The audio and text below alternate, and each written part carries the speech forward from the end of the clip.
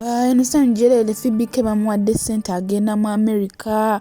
Bannange byonna mbikuletedde maaso, watch to the end olabe essanyu Phoebe nga bamuwadde sente agenda mu America, ate nga bw'atyo n'oluvannyuma yasoose ne yeetondera Nash Glow. Oluvannyuma lwa Nash Glow okuvayo ng'amukomplainingako ebbanga lyonna nti yamwononera bizinensi, yasiga bizinensi ye akasa, bw'atyo bambi yavuddeyo n'amwetondera. Byonna mbikuletedde maaso bannange Esanyu gyerere. Ninga osozo tyasibe gwe n'omulungi ampuliriza all channel media kwoli subscribe for more updates, like, share and comment. Tuwerabire kunyiga notification bell obenga notified brentekayo video empya. Ate nga n'ekirala tukola airport pickup, tulina services ennungi, tulina wifi, tukusitulako bulungi ebintu bye, tukutwala kawube bwa misana kawube bwa kiro, ffe tambula naffe, support us, enamba eri ku screen. Tojja kubeera ate nga wejjusa. Ate nga n'ekirala ne bw'obeera oyagala kutwala bintu waka, tubikubuukingira bulungi nnyo ne tuva ku airport ne tupikinga pickings ne tugenda akabeeyi kasaamusaamu. Tufune ku namba y'essimu gy'olaba ku screen yo mukwano, tojja kubeera ate nga wejjusa. Ate nga n'ebirabo tukyabisibira bulungi nnyo ddala, tubisiba. Tulina money bouquet, money towers, gift hampers, fruit baskets n'ebirala bingi nnyo. Tukola surprises enjawulo, to delivering kabeeyi kasaamusaamu, enamba eri ku screen yo. Ate nga naye wenna yandyagadde okugula ebintu obiweereze mami, obiweereze daddy, obiweereze omuntu yenna nga tolina abikutwalira, twesige tufune ku namba y'essimu gy'olaba ku screen yo mukwano, tukutwalire ebintu byo. Kasita otuwa transport, nawe ayagala okuzuula omwagalwawo tumuzuula mukwano. Congratulations abo bonna be bateebye ate ne be batateeba, bebaze batateeba mukwano. Nsaba Katonda akuwe gwakulimu obulungi, gwe yakuteekerateekera tagenda kukabya maziga yadde n'akatono tagenda kulabya nnaku. Tusiba ebirabo by'oku mikolo okuli okwanjula, okukyala ne birthdays. Kabeeyi kasaamusaamu kakuteesaako buteesa, kanseko buseko. Enamba eri ku screen yo. Nebaza mwenna abazze bansupportinga. Katugende ddala mu maaso ku Phoebe mu kusookera ddala nga yeetondera Nash Glow, ate tulyoke tweyongereyo nga bamuwa ssente ezimutwala mu America. Embaga kwegamba binyuma obyerabiddeko, watch to the end.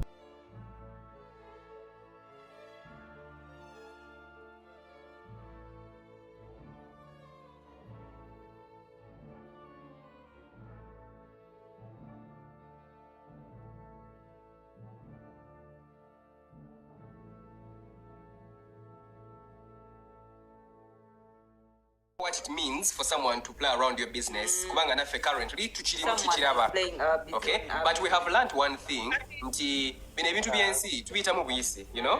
And God who blessed you to start that brand Nash Glow, si musiru. Okay? So regardless, business weeri, nawe wooli. Kitegeera ku business. Kasita g'osigala ng'oli mutuufu, ng'okola ekintu ekituufu, abakumanyi bajja kusigala nga bakuloketinga. Le musanye Phoebe naye nga abana esimanyi kyalinkolera kudda n'agamba bugambi bantu Justin n'afuna ekigambo kye yafulumya n'afuna engeri gyakikyusaamu katono abantu n'afuna engeri gy'abannyonnyola kitegeera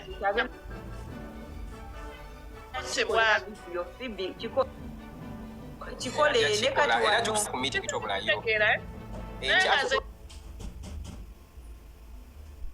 kujja mu meeting ezo.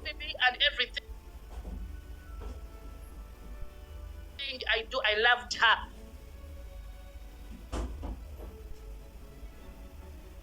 Simanyonyeza bagamba. Toyanza nnyo tusonyiwa Phoebe. Wanti atusonyiwe. Atusonyiye. Neya. Atanyo neya.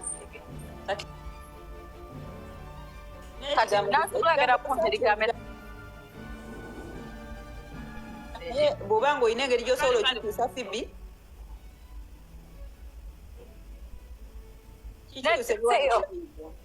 nasobolagera kunsindikira message ayagala netondemuye amini njogeremu. Just a simple thing. Omanyi bano abaana batebategeera wamu okitegeera oba simanyi olaba mbeera bwezikula ive dakiika ezo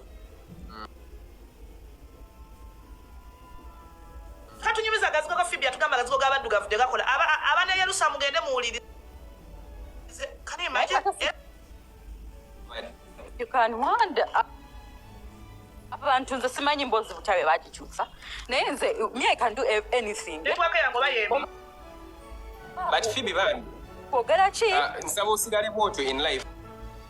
You see, it take omanyi pride malala ego kintu kibi nnyo. Nze netonda ntya, nze nkola ntya. But she has done it and life goes on. We are so proud of you. Tukuziza bulungi mwana Wewe bali mutabala malala. Wone wekibaki omuntu gwe nali mbaddeko naye ne tubeera ffe.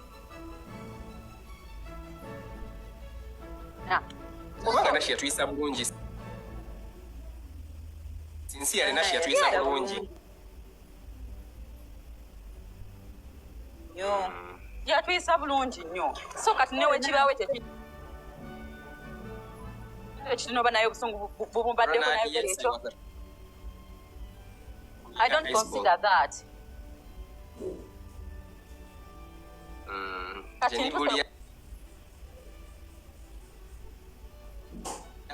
Can I invite you? Otubuzeeko? Live. Kale bambi, webale kwetonda, webale kuba mwana wa mpisa. Kale.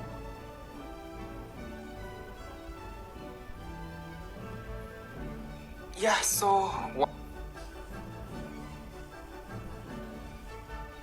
wow, at least in your life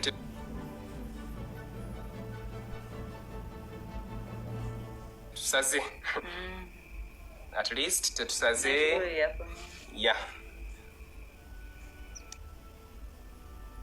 Nash. Kale nange kangende mu budde bwange bwe.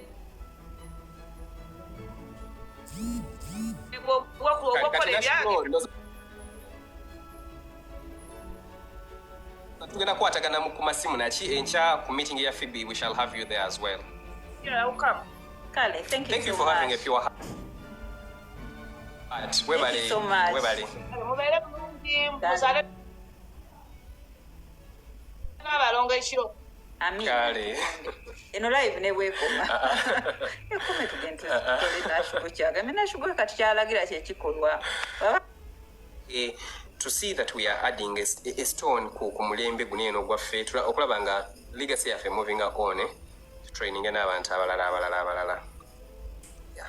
Thank you. The vacation to have day. Thank you so much.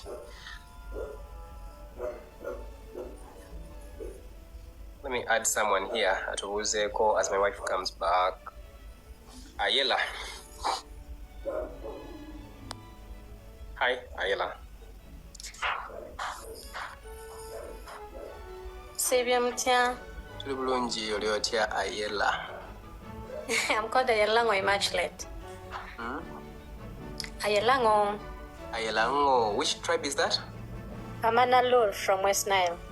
Alur. Ngoni. Is that how you greet yourselves? No, for us we say Irima Ber. Irima Bell. Yes, I'm from Zombo district. Oh, Zombo. My wife akunyumizeka ina kastole ka Zombo.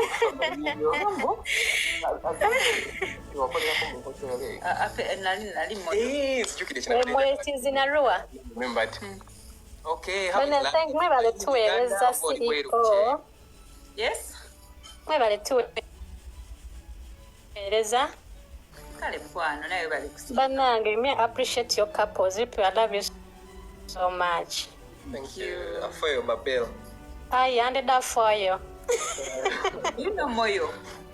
Yes. For us, you are near to Moyo, Arua, Koboko. Yes, I worked in Moyo. Wow, that's good. You know Moyo district, there is a hotel called Penthouse. Yes, I know it. Yes. Kali mwebale kwagala. Attendant there. Mwebale kwagala Phoebe. Kale mwagala nnyo kizawa on. Ate mwebale kumulaga omukwano. Amina. Ate mwongere ddala omubuulira ekigambo because these women on this app abamu they talk bad kati ndabyo bya Nash Glow lwansonga nti mubuddeko naye we see their life nayogera birala ate neno nayogera bira kwegamba I was so disappointed ne binsoberamu. Kale Ayela, good night. Okay dear. Kino Osama waneno omukulu Jenny Bulya. When I Obdi, how are you? I'm very okay. I'm very happy to have you here. I'm happy to bana ikanzijireko ne mu video ku live yamwe. Yangu nkwanjulira omukyala wange omubwati. I know, right? Hello. Hello. How are you, mtala wafi? I'm here to take my own being a fuse celebrity. How are you, Jenny? Katika nsoke nkubulire Jenny. Jenny was my classmate mu O level. Senior 3 FAO. She was the smartest year. Yali atukulembera mu class. Okay. Yeah. And I'm happy to give you omwana okubeera nga celebrity omwana waffe nga nze anti omukulu sinaba mu toyanziza ebirabo tulabye wano agalabo agayiika agayitirivu. kati empress tumubuukirinze nina abalenzi 2. Wow. kati omwana twagala omwana omupulani Ate katawo kigwa nnyo. Naye wano Empress nga bannange. Empress aliko kazungu. Aliko mutabanyi wa Halima kati. Wabanga tuweeyo deposit basome enamba tuweeyo deposit ku booking. Mwagamba bookinga na kashi. Mama kazungu wanitagenze nalabe bigenda maaso. Basome enamba tumuwe deposit. How are you, Jenny? How is there? USA is okay. Omukazi mulete president kati. Wanji? We're becoming a citizen. Yeah. Wow. I'm a green card holder. Super proud of you. Thank you for raising the bar high. Mba nkulabe yongo oli ku struggle, oli mwana wa struggle. I know, right? Let's forget my booking omwana wattu. Omwana kati mulinda sokave mekigambo. Omwana muwe namba bamuwe sente ze. By the way, I felt like Alimba. The number ya Empress bagisome mu booking. Enamba ya daddy ebikola nnyo ebintu ebyo. Nega booking yo tekako deposit sente meka. Neka milioni kamwawo tekaba kabiri. So the number teko milioni em. Dola bisatu. Chikole mkwano? Yes, so the number I need to enamba 0702 0700 that's Airtel, right? Yes. 74 24 24 24 69. 69. Ile chama Mani geko nyini halera. Atude muleba. Era buli akovaako era katugenda ate tulete balongo. Yeah, thank you for loving Phoebe Bambi. Support her. Let me come back. I'm gonna just pause. Okay.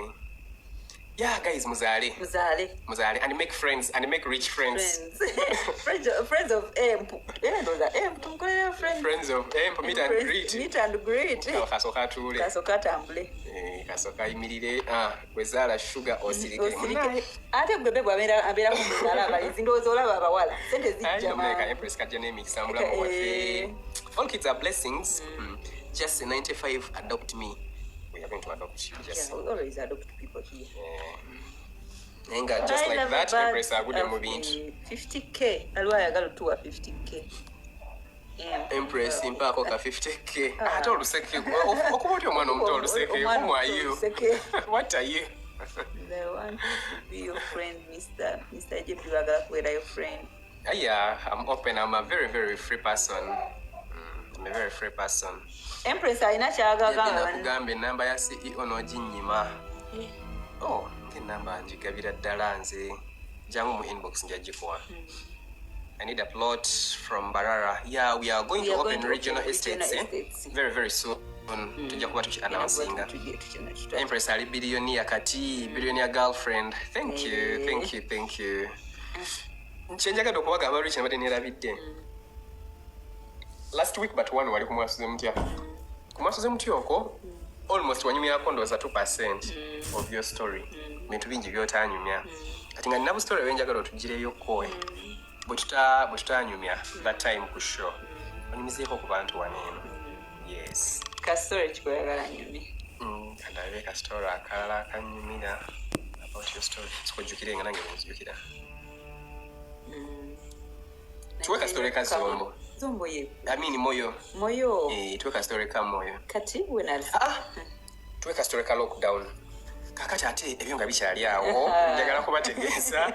Nti no. Yamaawo. Omwana akikoze. You've seen it. Message ino.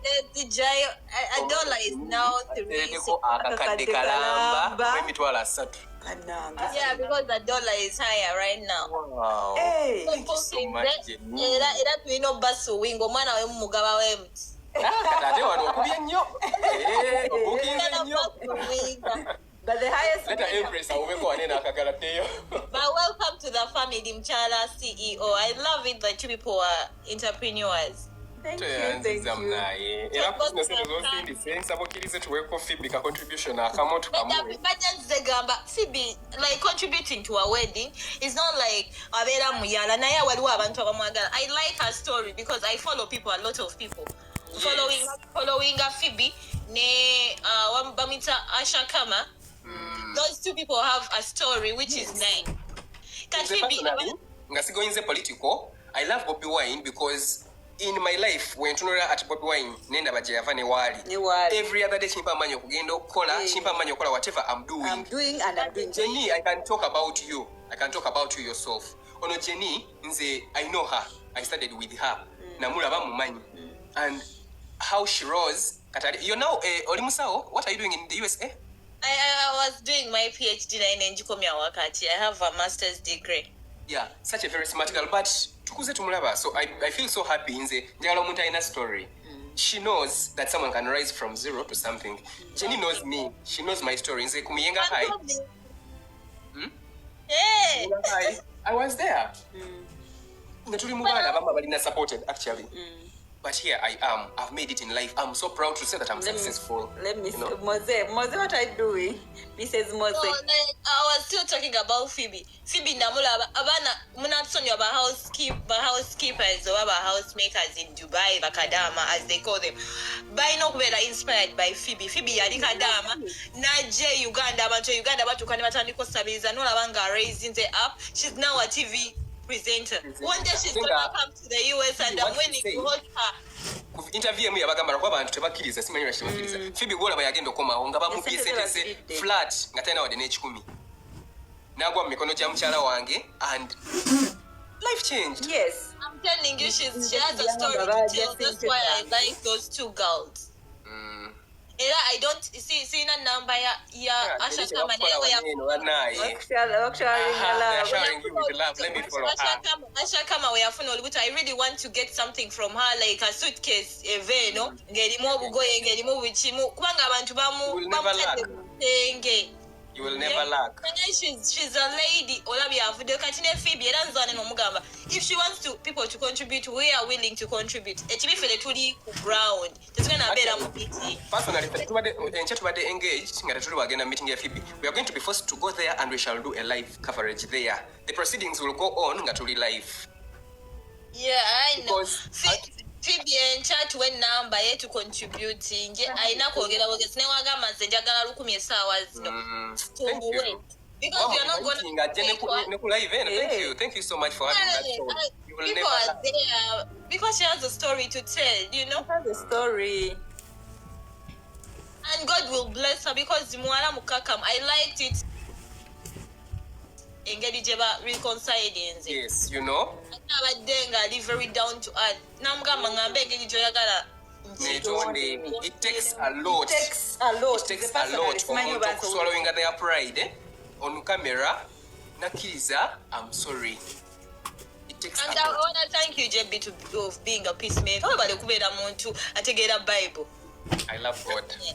It's God. It is God that I am. Yeah. My heart. Jenny, wakubukinza lubukingana. Jenny mchala mufumbo kirabika. Mchala mufumbo. Atendi mufumbo wa America. Oh dear. Thank God. Attend when I say it's too much. But I know.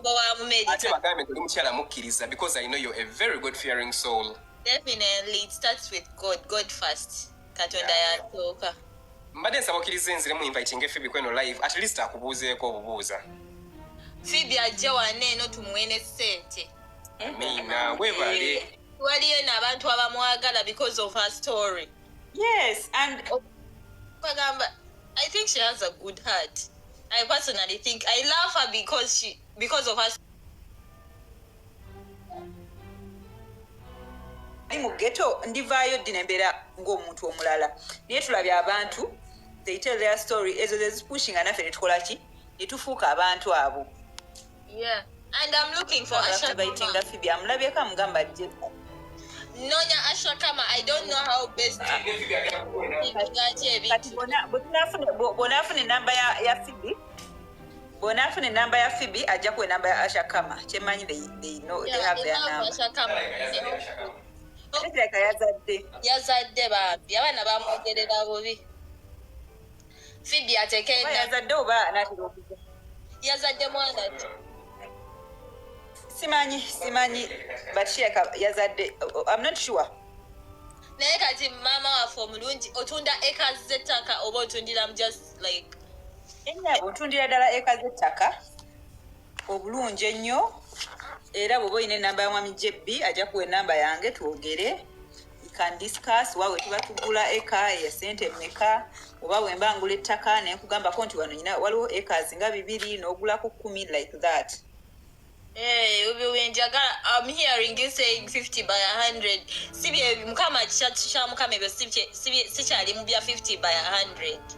Such a mukama not bragging but that is it. Nengambo bakati testimony, that is a good testimony. Oba mu supporting ntya kuyanjagala kujoba kolero omwami ngoye kolero omwami ngoye I'm with my family you know twamaza. Yes please. Watugambye mbo batajja mu meeting tetufuna card kati fana so wakujja mu meeting tugenda kukola batya Mugenda sindika abaana.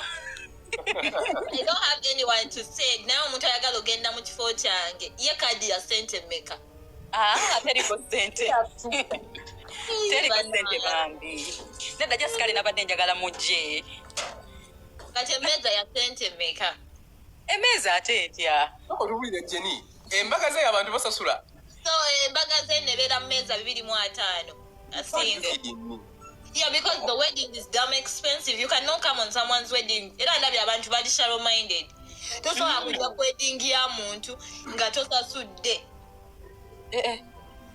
Yeah. Nah, you know, Uganda. Uganda wali entitled. Bali entitled embaga zaabwe be bazeekolera. Kati Phoebe munaye ono Jenny. Yes. Ava ku mwana akakadde kalamba awadde Empress wana akakadde. Nezijjako 3.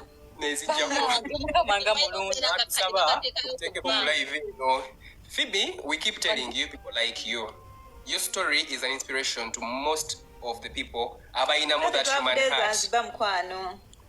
So, ono mchala nsaba following you get in touch. Abadde asaba n'ennamba yo Zanzibar was sente maker. How much is going to Zanzibar?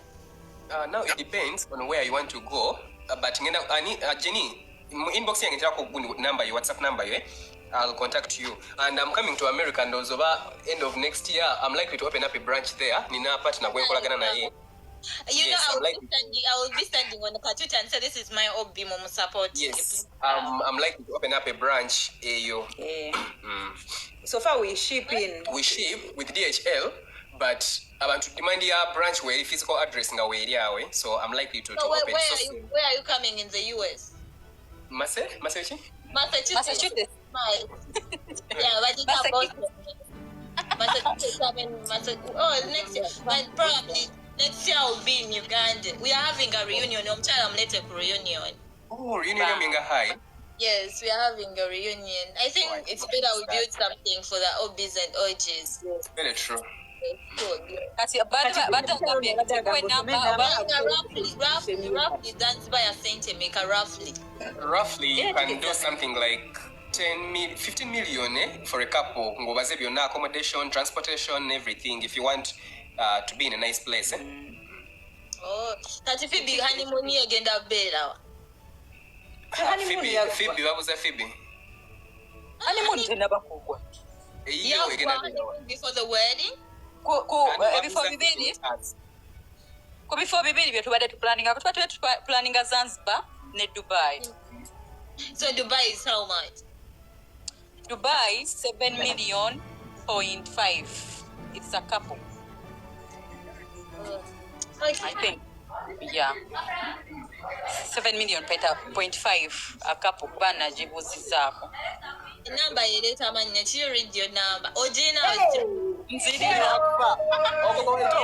0757. They can let me do what I'm willing to do. 0757 7 57 13 13 33 33 96 96 0771 33. No 0757. So it's Airtel. Yes 0757. Yes, you got that. 0757 13 33 69. No 96. Never na 96. Yes, mele mangambo bachechi badde select all. Eleta manyachi. Eleta kukkiriza Phoebe iyo mbadde njitaddewo ne mu comment section mweri. Yino mu comment section. Yagala sente meka Phoebe. Olunaku lwaleero. Olunaku lwaleero njagala miliyoni 2. Open check. Open check, my baby. Miliyoni 2. Yes. No, really. Anyway, you know, this is from me and my family. My God. So let me. Stay on. It's gonna be something small, not nearly million video, of course. That's crazy, but it's a story. Yeah. Yagala obere ng'osingako Empress obanga nga mwekana. Ngansingako Empress. For sure. I think it's because of your first born you are faith. Phoebe yo katonda byakula. Phoebe. But mwandeke Zanzibar.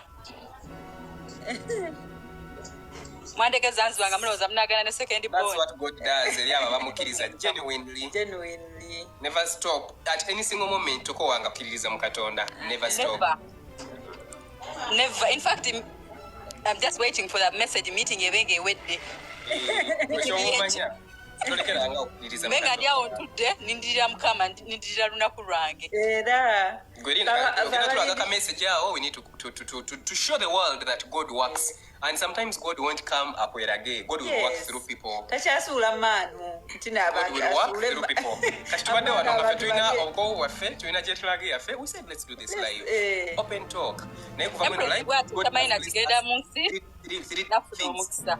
From this live, from this live, Empress.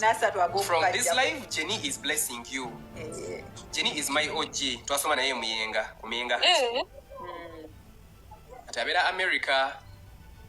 I wanted so much to come to America. I don't know. Ogenda mu inbox ya Jenny umteleke namba ya Asha Kama. Ayagala Asha Kama na ye her story knows. Mkwatako. Ya Asha. Yenda jimuwa. Attendo Phoebe wagambe Asha yaza do but you're not yet sure. I've seen that message. You have what are you saying? Thank you so much, my dear. Thank you so much. May God bless you, Bannange. I've just seen that message here.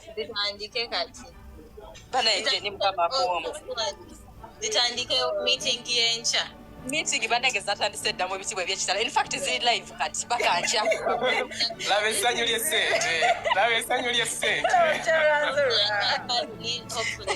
Bannange, thank you so much. Oh dear, she's even crying. For sure.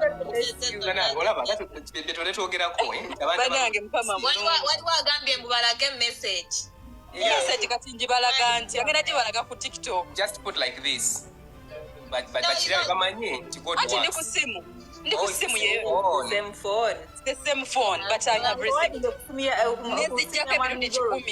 Yeah, tulina wezibeera miliyoni 2 n'emwe emitwalo 2 zirina okubeerako n'ezijjako.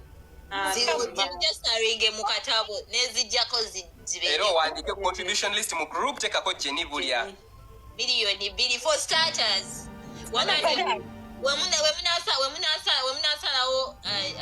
where you do your honeymoon, then ngatwongerako kuzahani. You can make a contribution. You can abantu abali online baagala abantu si bya bulimba. Bannange si bya bulimba ngenda gibalaga message. Ate mu nsi eno olina okola emikwano manye emikwano. This is connection. Bannange, thank you so much, Mr. JB and Mrs. JB, for sure. But Phoebe, you're blessed. You're blessed. No amount of negativity ever put you down. Yes. I don't know. Because CEO. And Jenny, listen to me, Bulungi nyo. Let me tell you. Sometimes, Katonda lifting and take us somewhere in life. God puts us somewhere in life. Nakuwa sente no gagawala, and you think that he's giving you. But sometimes God just entrusts us with that wealth, maybe to reach to other different people. Fetuyam as much as we can, and we never lack. And I can assure you, 99% of my blessings, my breakthrough in business and everything was through helping. Yeah, I did things to help. In return, they being favor. You know? For example, watubeera n'abaana nga 7 oba 10 abatali baffe betutazaala ng'oludde ng'ebisenge byonna bijjudde ne tujjayo emifalisa abantu ne bala wansi ne akasawo k'omuceere nga basulukalya munaku nga 3. You guys, I'm still shocked. Nabanga muzadde omwana Empress, I was like, can I go and give in naye maama omwana nga serebu nnyo.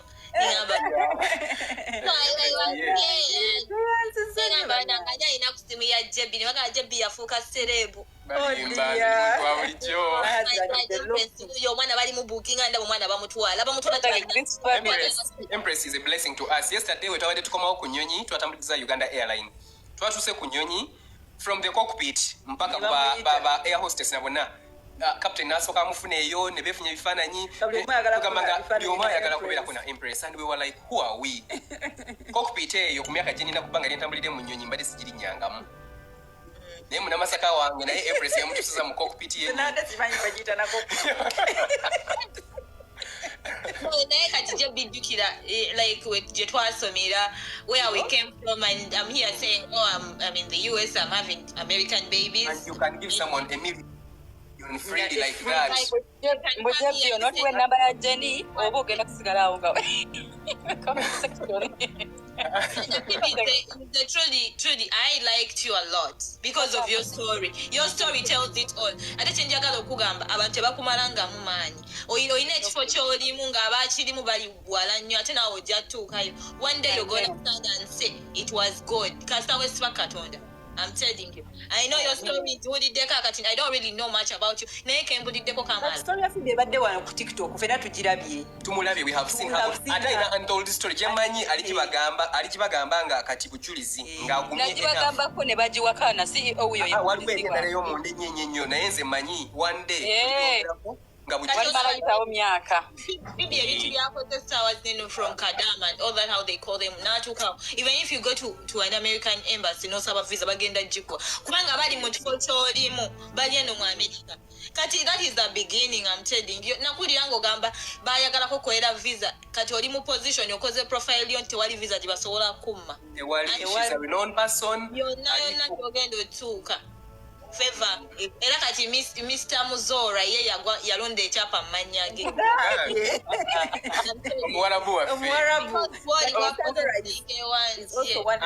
and Bambi omanyi toyinza kumanya muntu mutima 10 ku 10 but ne mwami Nzora Phoebe, you're blessed. I cannot stop to tell you that you're blessed. God gave you that guy akwagala.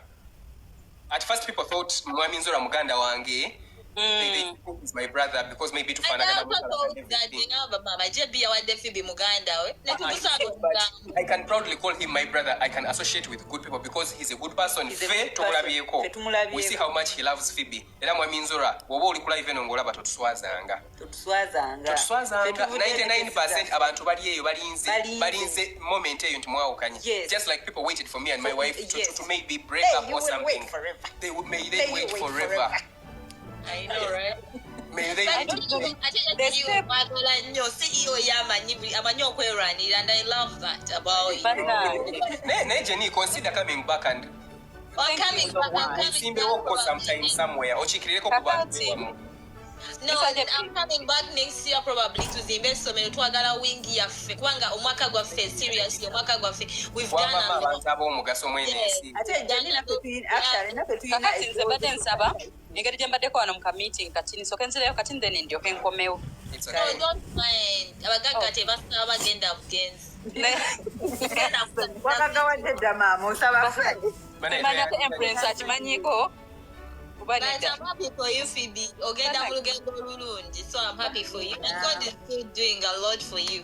Thank you Just so don't much. give up. Toleka abantu kusakinga into their negativity. So don't do that. And olwairo nkuwadde ekitiibwa ekisukkuluma wootadde mu position nogamba I'm sorry towadde na explanation why you did naye nogamba nze I'm sorry. Yeah. That was enough. Thank you so much. Mu comment section naye ekyo kyekindeese ngamba Thank you so much. Neyanzanyo naye njagala namba ya Asha Kama ngenda gikuwa. I'm going to give it to you. genda mu kabox ko gimuwe Okay. njagala namba ebambye oyo omuwala ankwatako nnyo I don't know.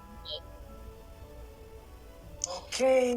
So Jenny, it's been a pleasure having you here. Jenny mbadde nze njagala kugamba agambe bagenda zimba essomero naffe twagala tandika institute omwami wange akola amasuuti amalungi ennyo nnyo kati naye nga twagala aleke legacy eyo We are starting an academy. kibadde kimbeerako nga mugamba at least yigiriza abantu okukola ekintu kyokola nga bakikola nga perfectly nga bwekikola agezaako naye ka space kalina katono kati tulinayo ettaka lyetwagala okuteekako institute eyo ayongere okuyigiriza abantu ebyemikono ebintu by'emikono ng'omuntu asobola okuvaawo n'agenda n'akola ssente nga omwami wange Yeah, that's the bwazikola. legacy I want That to is leave the legacy as me, I want to and I surely know that it is going to change. Yes. Abana abagijoining nze. And Jenny, nze I see a potential leader in you.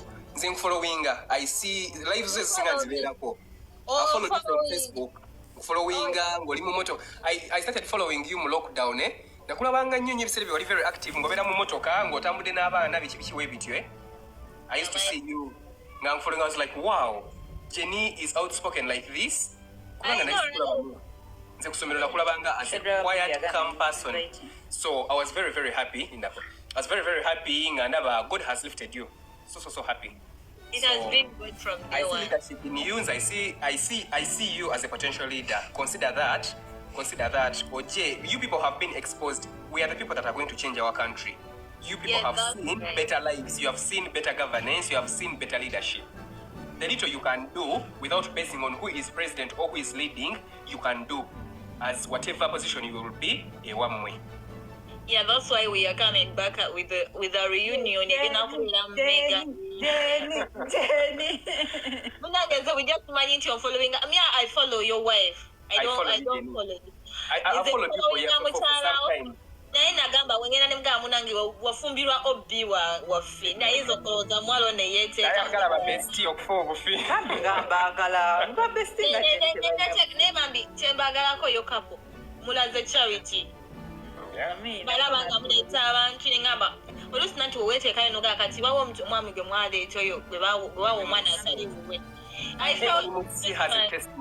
Mommy Musi has a testimony. naliko pride nengamba kati wena agamba basome enamba ebigenda labika bubi nengamba owange nensirika naye olwaleero luneno nsazeewo okuvaayo nengamba mama ate mufuuse ba peacemakers nengamba I want also to be near you guys bagambe ba peacemakers.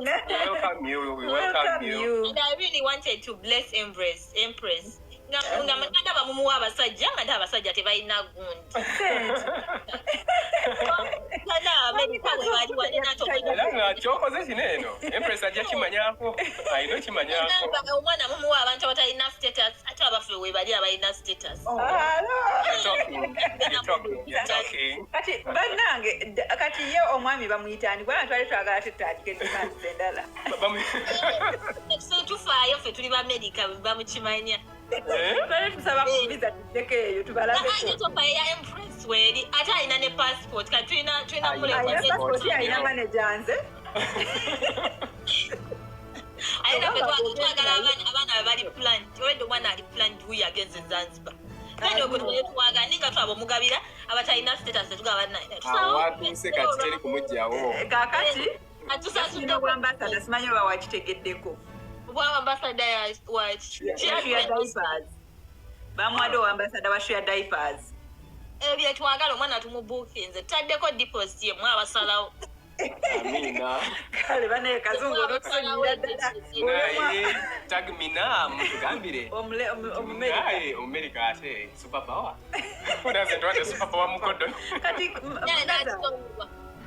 nazala wa abera nazala mpozi kati abanazala anatsonyiwa kati fe tumututte nazala wa embu wanji sezaala mugambe tufune visa tujje tubalabe sezaala alyawo abalabira mukamooli agalako kantukano what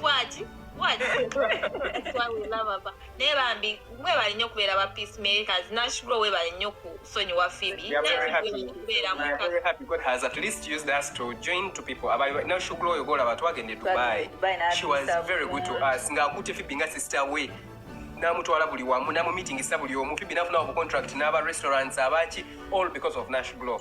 So we are very happy that they are together and tomorrow mu meeting together making sure nti tuli naye gendayo that's nice baby kyekindese wane nadde ndi mu comment ngezolaba nga Phoebe ali mukaka munyobadde sikimusuubiramu ate ayogedde bulungi so Phoebe singa Phoebe si mukakamu singa siri naye Sarah Sini agamba Kala was the first one to say that I gave birth to Empress's husband naye poverty no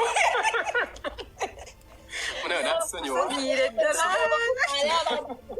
niwe wandiwadde gweffe tuzaala abaana okubeera more than what we are kati omwana wuyo tulina katufunye ambassador kati fe tuli ba America fe tulezo kya America ku table yange ekyo tetuwakanya asobola kikate tubuukinzeko senator mulamba alo sente zebagala bwezzo ku mobile roza nze simanyi sezaala mutulabire gwe sezaala abalabe era omwana tumubuukinze kati oba osobola omu-Brit asobola obuukinga naye n'ateekayo zaayagala naye kati ye level gye tugenzeeko the bar is raised high I know right bana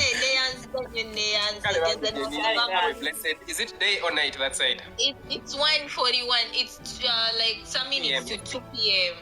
So fene obudde bwa misane wamwe bulabika buzibye yeah have a nice weekend katugende tunoonya abalongo kati Empress kyatulazeeko ate twagala bawala tuzaale bawala and follow Jenny guys mumfollowing nze nyongera kikugamba I see a potential leader in you and I know someday you're going to remember this statement.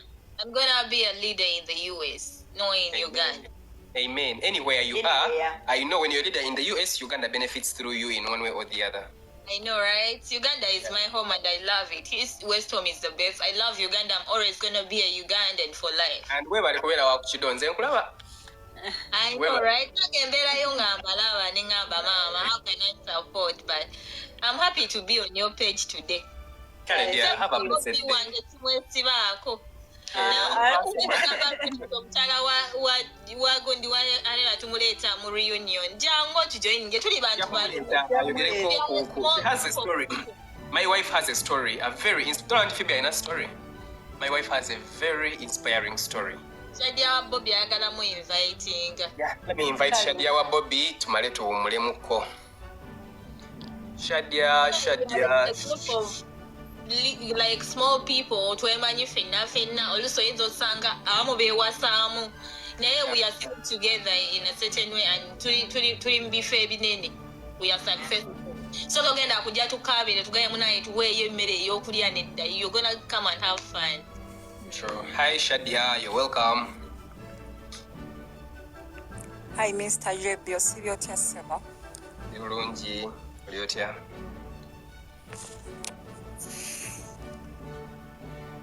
Bannange bambi Jenny webala omutima omulungi banaye nange nze ngumidde ku Phoebe angumizza bingi bambi nsaba Allah amutere mu baraka naye ngenda mulamusa taata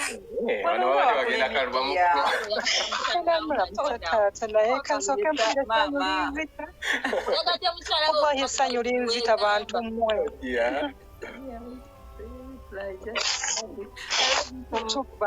thanks for the good heart kamama Webale kusiima. Sibantu mwebale kwagala Phoebe. Nze Mr. J mbadde mugoberera ku Facebook nga wano simulina. Naye balinaye mpulira essanyu bambi. Saba Allah abamalire mwenna. Lwaki musinga okwagala. Amiina. Mutuufu ye Phoebe. Nze ngumidde kuyya ku kyeyo. Ngumidde ku ye bannange. Ndagumira ku ye ne si byangu naye bambi. Kimala n'ekiggwa ne Phoebe naye n'ebiseera yabuka na break. Yo. Yeah, Phoebe has a story. The story nange kenyini Then I'm following her from Chiyumba. By then, I'm following her from Chiyumba. She has a good heart. She was the first African, I think. Okuba nga ali that free n'abaana b'omuwarabu. Nze sometimes when namufollowing nga ngambula nga naye omwana oba musanga tebamuwarabu abayisanga ng'alina oli omwana yali disabled, alina omwana eyalina bamutunuulira abaana nga bamuteekako agagamba naye ng'olaba how Phoebe was friendly to the kid. Yeah, Phoebe has a good heart. I tell Mukame Jajomo blessing. I followed her from Kiyumba, then she came back to Uganda.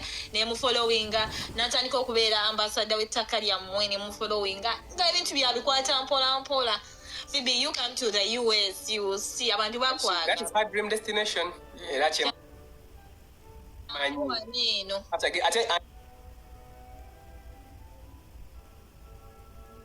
After getting married, still kijja kumwanguyira na nnyo. I know, yeah. Ajja wane no, oh my God, ajja no tumulago omukwano gwenye. She's a good person. Taina violence nnyo. Sarah webale tubeererawo nakyo si kyangu. Abakyala nga era kwagala mikwano gy'ababa baffe.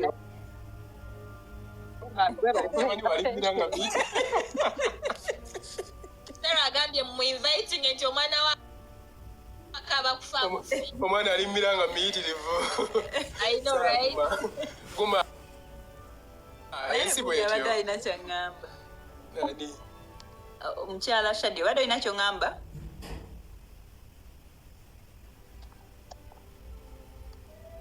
Kize mbadde ngamba munnaye webale kubeera patient fe abakyala ku mikwano gy'ababa baffe abakyala nga tetuli naye bale kuba mukazi mukkakkamu.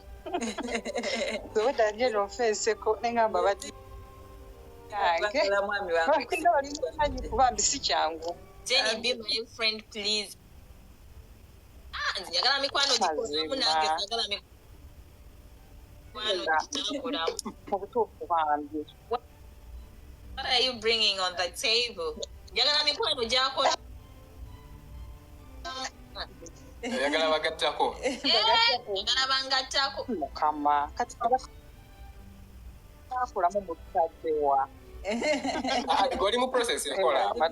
Inshallah. Naffe tujja kufuna tugadde. But anyway, if you want to be my friend, you can be my friend. Yeah. Kale bannange tubagala nnyo. Naye nze nakufolowinze ddoba onongoba. Kale bambi niranziza okunvayitinga ku bannaye. Musajja ebbi mbadde nga nkulabira ku Facebook eyo yokka. Webale Shadia wa Bobby. Abaana bange bonna balina passport. Twazifuna kujjana mu bwakadaama yii naye bannange. Kyebanange okyusa emizigi emipya. Nange kyobala olinayo n'abalala tubabuukinge. Abakulumu. Bazeeyo ku ssomero. Jeninze nina wamma nyina y'abawala. Nange njagala bambasada zozambuukinga biki. Onamanyi abala atubala tumala. Njagala omwana ng'akulaba. What did you book? Jenny inayo omuwala. No, I have two boys. My firstborn is gonna make 5. The other one is a newborn. Yeah, so I'm in my vacation. I'm no longer working. I'm in my vacation until May. Dimu vacation.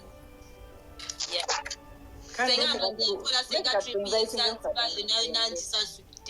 Maternity leave.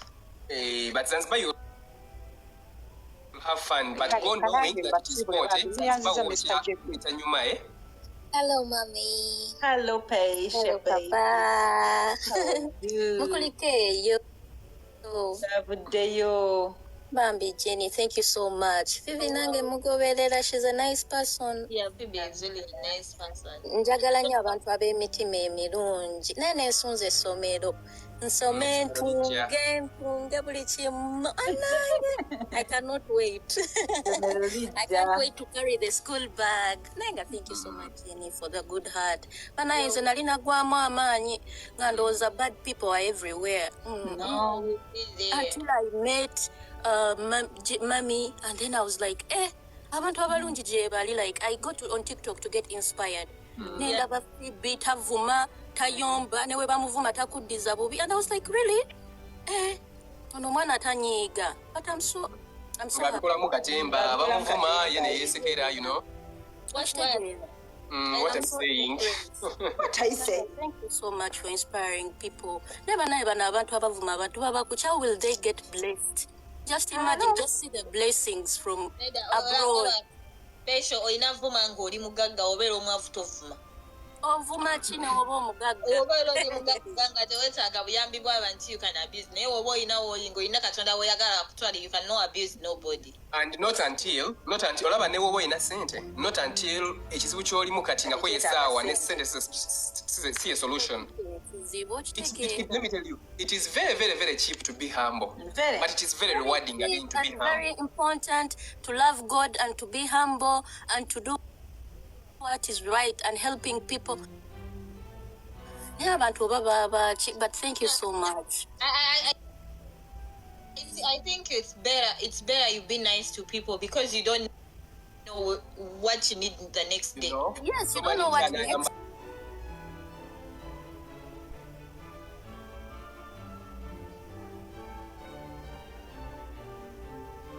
I always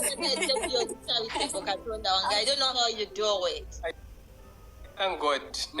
Ate nebaza nti nno omukyala alina omutima omulungi nga gwe nina. Like abakyala be batera okulemesa n'ateekawo embeera oli kusoma wano abaana bla bla bla, you know. But my wife amanyi okunzijuliza Junior yawumudde. Jabi muntu okyako ennyama eyo naye nina okujja Uganda nange ne batwala kiwange ne twokya ennyama.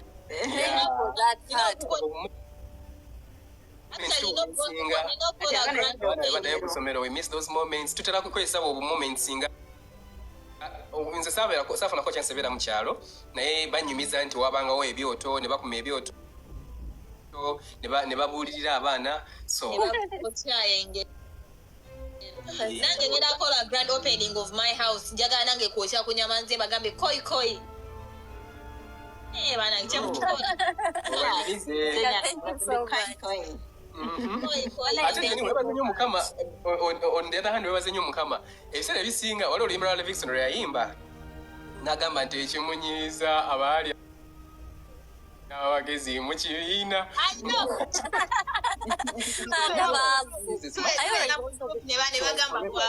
nga yatukulembera mu class naye nga tagaba kasasi Jenny nga newe omusaba ansa tagikuwa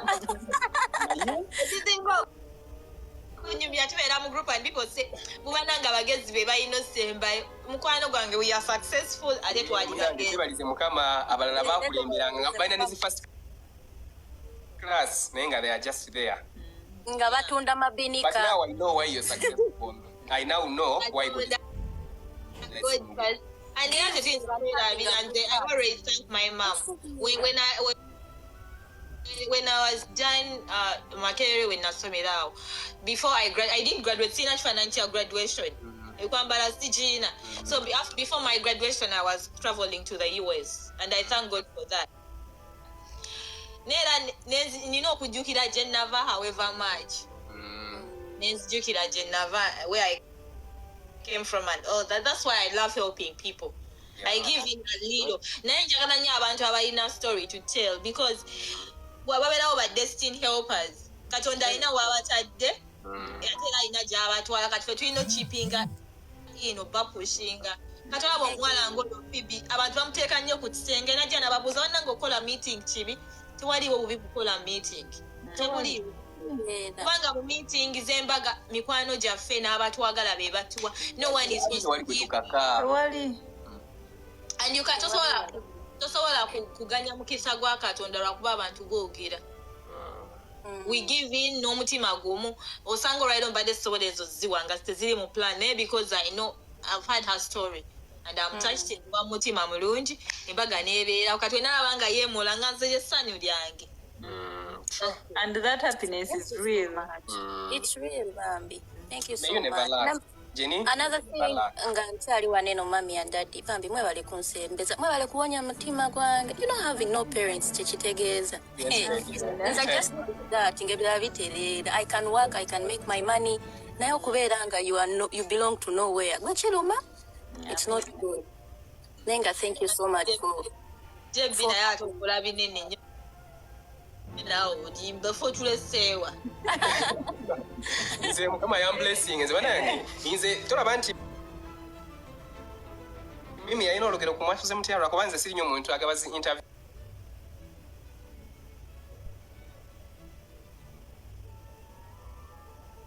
naye olunaku lwe ndituula okunyumya interview yange I have a story to tell. I have been blessed beyond measure. God gave me the best creature you can ever wish to live with. God bless. Woman, God will bless you. God will bless you through us. We will bless you. Keep blessing you. N'abaana baffe, they will bless you. Everyone will bless you. Katonda, God blesses the hand that gives, not the hand that takes. Kubanga lwaki blessing omukono oguwa kubanga abo wabe basaba Katonda akuwe osobola okubongera. That's why abantu akana kama Katonda ku myaka emito Kato. Nenkafuna nenkambaza nenkafula ka branda masadaka nga ak'abaana nekasanyuka nekikatisanyukira. It paid me back a million times. So I can tell whoever is watching this live. Yes, whoever is watching this live, okuyamba sometimes techatagana muntu mugaga nnyo. Oyinza okuba ng'olina that immediate neighbor gw'olaba oba gw'omanyi. We all know nti there is someone you can help in your capacity. Yes, mu COVID abantu bajja mu COVID mukyala wange ya supporting abantu yagaba emmere kumpi kwemalako bintu. Actually, COVID, I didn't know how to support people in Uganda with food. My mom is not that charitable. Ayagala nnyo kwane si omuntu gogenda osanga nga ali involved nyombo tukole wetuti. She's okay with me giving naye yet ayagala nnyo biyingiramu ebyo. So when you get an opportunity to give and give with pure intentions. Pure intentions. Give Phoebe awaayo buli kyalina n'asigala nga asobola n'okwewola okuwa. Phoebe singa omanya amasima agamukubira olunaku nali nayibawo wano eno naye mwana wange kino tolaba nti talina nnyo sente asupportinga abaana gwolaba oyo amasima agamukubira obuvunanyizibwa bwe yeekisife sometimes tutuka ne tumugamba naye Phoebe sotoka naye weesitule kino kiri too much naye nga yakugamba I think this is my calling. Yes. Weefeeko. I think with Phoebe, what you see is what she is. Mulaba nnyo ng'agende wa maama we. Nali njagala ku Christmas gulira maama we Gomez naye waliwo eyansookayo neŋŋamba omanyi at times you have to distance yourself a little bit kubanga tomanyi omuntu takumanyi. Right now alina nga ntegedde naye omuntu asobola kujja out of the blue n'agamba njagala gulira maama we Gomez. Because of the way she is, nali ngandaba alanga Gomez nengamba I think ngulireko mama we Gomez nenga sina wengeri well approaching. I don't know how to approach her because I think she's a big TikToker. She's a celebrity. Naye kati engeri gye mulabyemu olwaliro kyekibadde kisembayo kyakoze waliwo omuntu gwagamba apologize n'agamba kino kyekyaliwo n'atrying okwe-explain. She never even tried to explain. Yagamba bannange ensonyiwa. I'm sorry. She's apologetic. Kanaffe omunyiigira nga ye tamanyi nti yakunyiza n'okunyiza. Phoebe asobola okunyiza n'atamanya nti yakunyiza. Naye ngamba Phoebe nakunyiigidde mami kikinsonyiwa munnange Katonda mugaana kumugamba kye yakoze. Banaye justice for Sarah. Sarah agamba banaye muyambe Sarah muyite. Sarah bamugambye twagala 2 million plus. Ebintu bino ebituuse.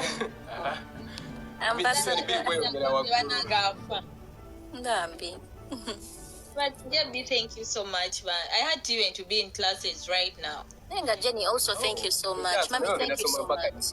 I don't know when I'll come back from Dubai and meet you. Nayenga, thank you. Anytime. Temanyi bw'ojja tufuna. Anytime. Genda soma paka.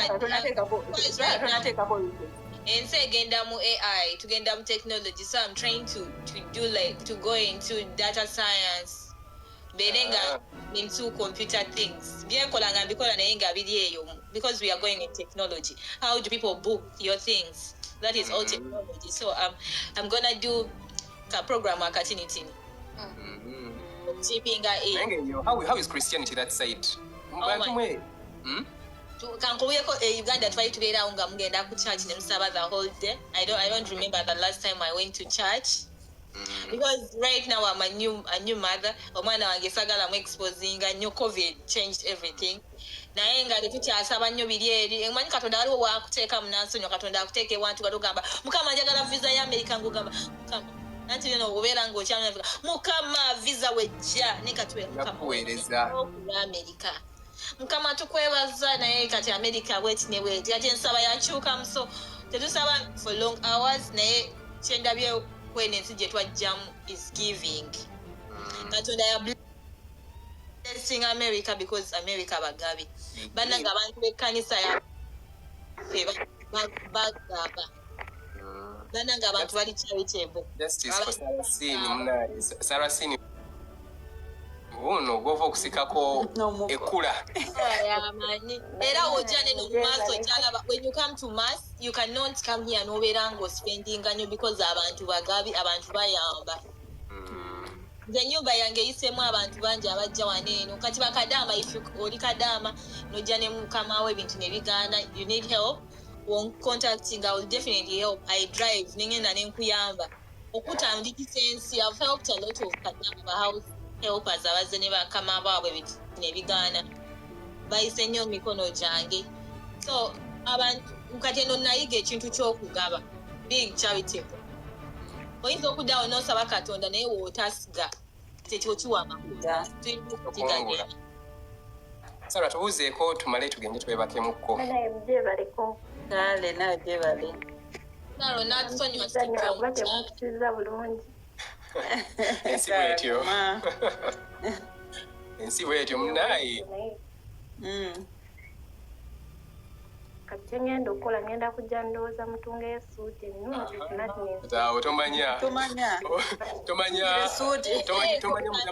tomanya mutabani waali bapesimani naye nga kompitita atandise aleebaleeba ate kanyolesobaki obubiri kompitita talina maanyi talina bwali ogenda mutungirayo akatalo nja mukolera akatalo ndowooza kati okwetegera kwe kunaamununula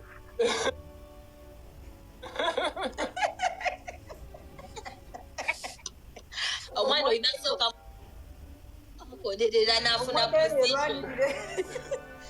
Naye mukirize tubasiibule Jenny. We can't stop wanting to talk to you. No, we can talk until tomorrow, but we ngambye oshippinga okola n'ebyabakazi kati baddevuddeko naye ezzeeko. Yes, kati Jenny. Kati naba ne Nazala talina network katugenda kutandikirawo. We are going to get in touch on WhatsApp. Let me check your TikTok right now. Yeah, okay. Ngamba Sarah competitor talina network. Awe kimu kiri 0. Sarah guma ensi wetyo. Nenga Sarah kulika ka baby nawe. Thank you kulika munaye. I salute all women. Manyiche muita mu Jenny. Nze my longest way. Let me tell you. Jebi olaba okuzalira mu USA oyizozala every year. Tekikalwamu. Epidural abeera owulira ng'obulimu buyitiddeko nga wagamba I need the epidural. Wano twagenda okuzala Empress. N'olaba Empress tumutigisa nnyo nga tetulina n'abaana abalala. Empress wakiso. Gwe mulundi mukyala mwe gwasooka omusala. Empress gwolaba oyo I went through a lot of trauma.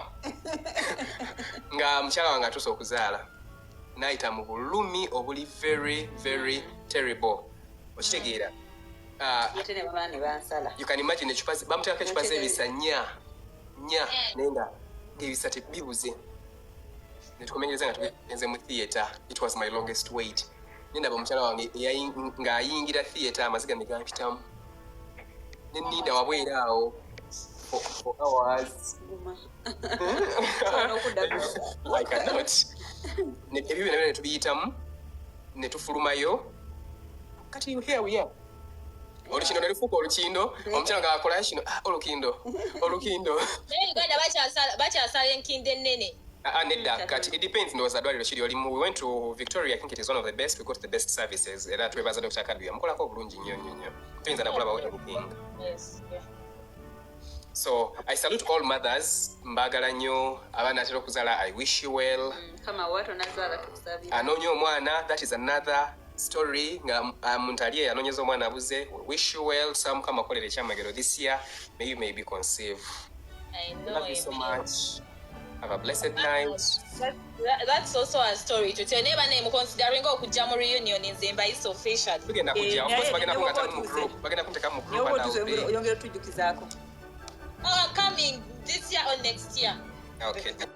Twala omukisa guno okwewoza buli alaba evidiyo yange to the end n'olaba obulango nga tobuskipinze mukwano ndi musiimu saakatonako kyosinga okwagala nnyongera okujjukisa nti tulina airport pickup tulina services ennungi tulina wifi tukunonako kabubeere misana kabubeere kiro ebbeeyi yakuteesa buteesa kasente kasaamusaamu tufune ku namba esimu gyolaba ku screen yo tojja kujjusa naye wenayagala okuzuula omwagalwawo okizuule nti omuliko bw'omu oba takugattika na balala mukwano tufune ku namba esimu gyolaba ku screen yo tojja kubeera ate nga wejjusa ebimuli tubisiba bulungi nnyo ddala tukola surprises money bouquet fruit baskets money towers flower bouquets n'ebirala bingi nnyo enamba y'essimu kweri ku screen y'omukono twesige tojja kubeera ate nga wejjusa akabeeyi kasaamusaamu ate nga tusiba n'ebirabo by'oku mikolo ng'okwanjula okukyala nga kwotadde ne birthdays mukwano sente zibeera za kuteesa buteesa enamba eri ku screen yo tufune ku namba y'essimu gyolaba ku screen yo mukwano tojja kubeera ate nga wejjusa twesige